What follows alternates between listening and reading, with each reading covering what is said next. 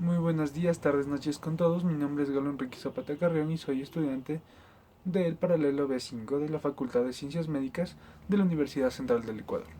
El día de hoy les voy a hablar un poco sobre lo que es epitelios simples.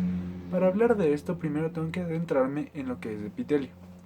Para definir el epitelio es el tejido, a veces llamado tejido epitelial, formado por una o varias capas de células unidas entre sí, que puestas recubren todas las superficies libres del organismo y constituyen el revestimiento interno de las cavidades, órganos huecos, conductos del cuerpo, así como forman las mucosas y las glándulas. Los epitelios también forman el parénquima de muchos órganos, como el hígado. Ciertos tipos de células epiteliales tienen prolongaciones denominadas cilios, los cuales ayudan a eliminar sustancias extrañas, por ejemplo los existentes en las vías respiratorias. El tejido epitelial deriva de las tres capas germinativas, que como ya sabemos son ectodermo, endodermo y mesodermo. A continuación les voy a hablar un poco sobre el origen embriológico de este tipo de células. Estas células provienen de tres hojas germinales. Tenemos las del ectodermo, que provienen la mayor parte de la piel y revestimiento de las cavidades naturales, que son ano, boca, fosas nasales y poros de la piel. Del endodermo, el epitelial de casi todo el tubo digestivo y el árbol respiratorio, también el hígado y el páncreas. Mientras que los del mesodermo son todo el epitelio restante, como los que poseemos en los riñones y órganos reproductores. Los epitelios derivados del mesodermo, que revisten las cavidades celómicas. Recordemos, cavidades celómicas significan las cavidades pulmonares, cavidad cardíaca y la cavidad del abdomen. Se llaman mesotelios, y los que tapizan los vasos sanguíneos, endotelios. Todas las sustancias que ingresan o se expulsan del organismo deben atravesar un epitelio. Esto está dado, ya que toda sustancia que se adhiere al organismo se encuentra dentro de un epitelio. La mayoría de los tumores malignos se originan en los epitelios y se denominan carcinomas. A continuación les voy a hablar un poco sobre la función de los epitelios o del tejido epitelial. Estos tienen función de protección, por ejemplo. Los epitelios protegen las superficies libres contra el daño mecánico, la entrada de microorganismos y regulan la pérdida de agua por evaporación. Por ejemplo, la epidermis de la piel.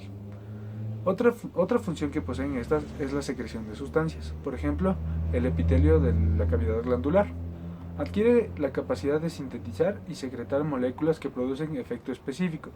Así tenemos proteasas, peptidasas, entre otras. También cumplen otra función que es la absorción de sustancias. Por ejemplo, los enterocitos del epitelio intestinal, que poseen microvellosidades que son una expansión cilíndrica de la membrana del polo luminal, que aumenta la superficie de las células intestinales. Están formadas por A. Un haz de 25 a 35 filamentos de actina en el eje. B. Bilina, un polipéptido que mantiene unido el haz de actina. C. Fieltro terminal de anclaje en su base formado por miosina, tropomiosina y entre otros polipéptidos. También tenemos numerosas enzimas indispensables para la digestión y el transporte de diversas sustancias. El epitelio del epididimo se diferencia de otros debido a que en este existen estereocilios, que son unas expansiones filiformes largas carentes de movimiento. Estos estereocilios se diferencian también a su vez de los cilios normales en sus terminaciones, ya que los cilios constituyen una terminación triangular, mientras que los estereocilios tienen una terminación ovalada. Ya, estos contribuyen a la absorción. Los estereocilios están formados por una central de filamentos de actina y un fieltro terminal de proteínas. Se caracterizan por tener asociada una proteína llamada ersina, que es la encargada de unir el filamento delgado con la membrana estereocilar. Otra función que cumplen es la recepción sensorial. Los epitelios contienen terminaciones nerviosas sensitivas que son importantes en el sentido del tacto, en la epidermis del olfato, en el epitelio olfativo, del gusto en epitelio lingual y forman los receptores de algunos órganos sensoriales, como por ejemplo los del sentido de la vista. Otra función que cumplen es la de excreción, es la función que realizan los epitelios glandulares, ya que estos secretan distintos tipos de hormonas y enzimas. También tenemos otra función de transporte, Es una de las funciones que realizan el epitelio respiratorio, al movilizar el moco al exterior mediante el movimiento de los cilios, o el epitelio de las trompas de falopio al transportar el cigoto al útero. A continuación les voy a hablar sobre ya el epitelio simple propiamente dicho. Este está formado por una sola capa.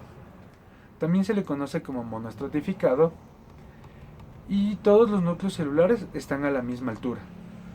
Los epitelios simples pueden ser epitelio plano monoestratificado o epitelio plano simple.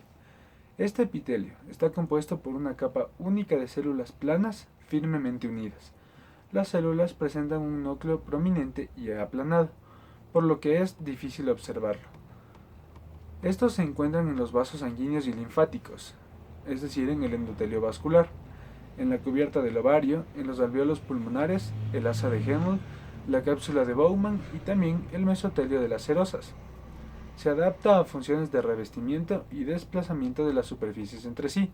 Su función principal es intercambio y lubricación. A continuación les voy a mostrar una foto en donde podemos ver el epitelio plano.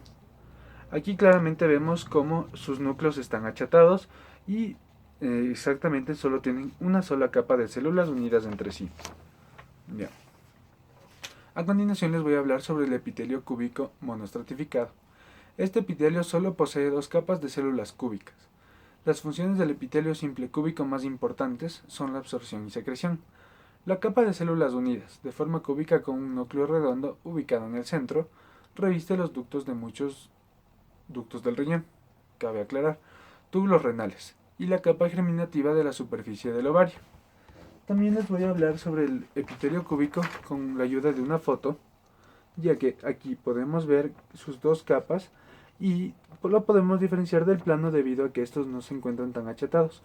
Los caracteriza su altura en el núcleo, que podemos ver que en el epitelio plano esto no se puede observar. A continuación les voy a hablar sobre el epitelio cilíndrico. Estas células cilíndricas presentan un núcleo ovoide a un mismo nivel. Pueden presentar un borde estriado o microvellosidades. El epitelio columnar simple, que reviste el útero, oviductos, conductos deferentes, pequeños bronquiolos y senos paranasales, es ciliado. Aquí podemos ver una foto del epitelio cilíndrico.